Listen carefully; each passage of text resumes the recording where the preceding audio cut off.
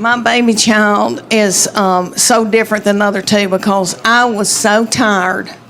By the time I got around to her, I was beat down. I was tired. And I let her do whatever she wanted to. And I've heard old women say 4, 5, and 6 raise themselves. I bet they do. I bet they do. Because I've let her do whatever she wanted to. I was so on top of my game with those first two. I was like flashcards. You're going to make 100 on that spelling test. And I was up in school, I was room mom, and I was taking yogurt and muffins, and I was all up in everything. That third one came along, and I was like, can she read?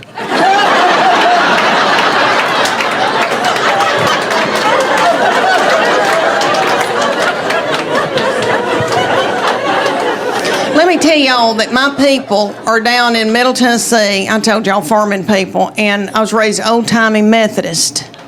And my people are kind of superstitious, and there was like no gambling. You could play rook. There was no alcohol in our house. Never had alcohol until we were trying to get her married off. And she married this hoop-de-doo man that owned part of a winery, and so we all started drinking. And my little mama had never had alcohol, and she drank a glass of wine and got out of my car, and she goes, I can't feel my arms. But there was no cussing in my family. They didn't want any ugly language, so I brought that into my marriage, and my husband's people say ugly words. So I said to him, we're not going to have any cussing in this house, and I said to these children, I go, nobody's going to say anything ugly. You can't even say stupid. You can't call anybody stupid. You can't say but. If you do, you're going to be in deep doo-doo. And they listened to me. Those first two did exactly like I told them. Well, that baby came along, and it started out with spell cussing. She'd come in a room and say, what the H?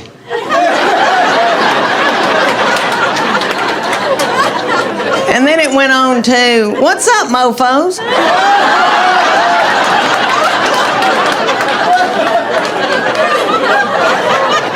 My husband's name is Chuck. She go, Chuck, you a-hole.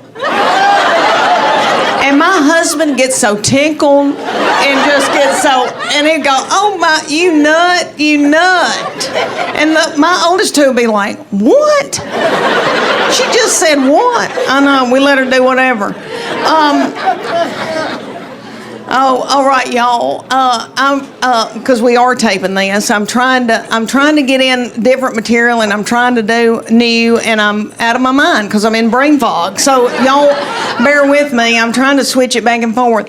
Okay, I got to tell y'all that with me and my husband being just me and him, we probably need to go to a retreat and learn how to communicate again. He traveled. He's always had a big job. He's an executive with a big company and stayed gone, and we wanted him to.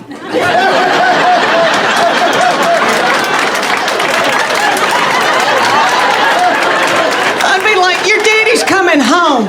Clean up your room. Clean up your room. Everybody, dude. I mean, we had a ball when he was gone, honey. My husband, smart in math. Anal retentive, type A, hunter and a gatherer, can kick a door in. I like that. Very, very introverted, very quiet, but very, very smart. And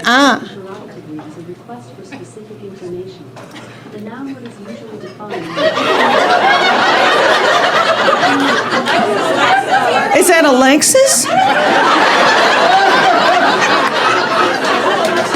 Are we boarding a plane? It sounds like we're boarding a plane. Is something taking off? If it is, we need to all wash our hands.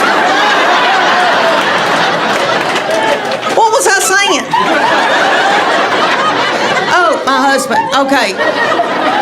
So he has always been like he worked for Burger King when he was 14. They gave him a key.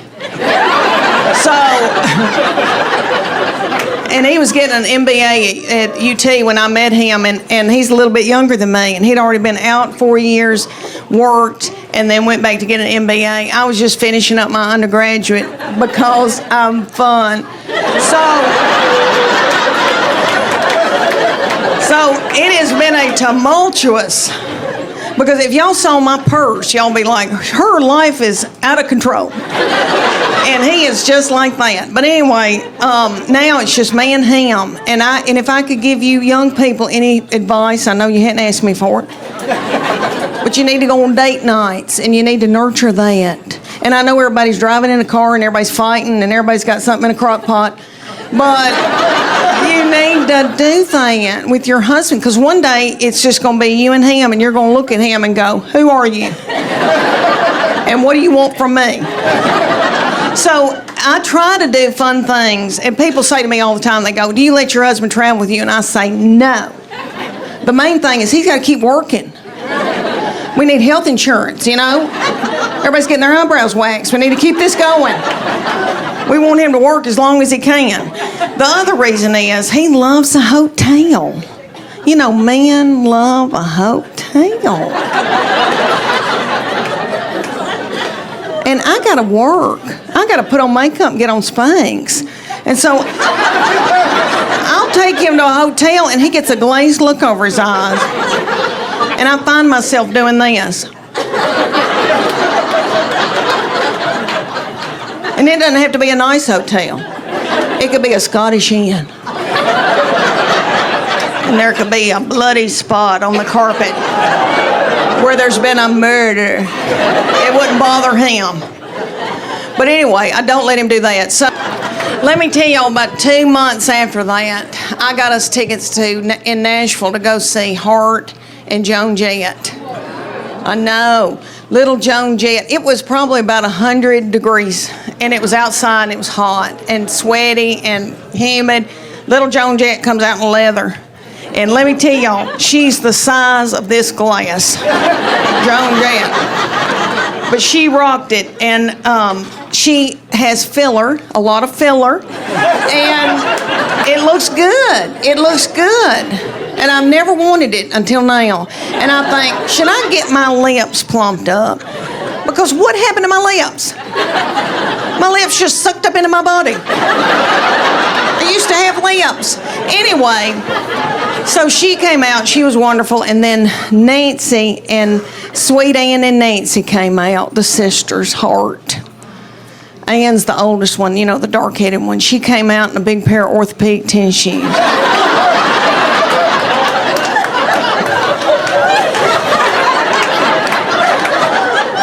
That's how she looked.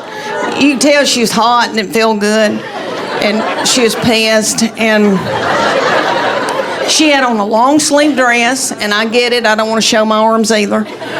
She had on a long sleeve dress. It was 100 degrees in Nashville at night, humid, sweaty. She had on pantyhose with those big orthopedic, I know. And I thought, what in the world? And then I thought, compression. She's got on compression hose.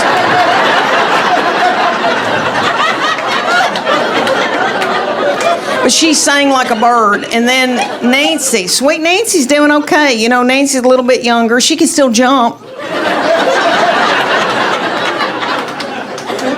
But they were wonderful. Anyway, we try to do stuff like that. And I've told him, I said, we need to build intimacy.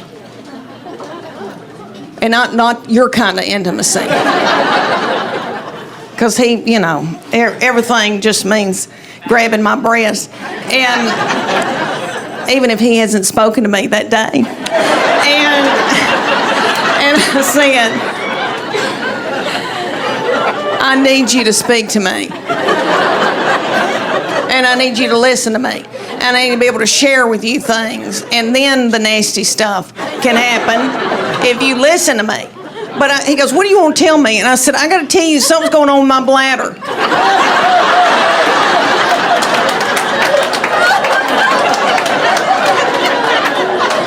He said, I don't want to know. I don't want to know. And I thought, that's odd, because I've had your children. And I went through a lot, you know. I had 3 babies 2 different ways.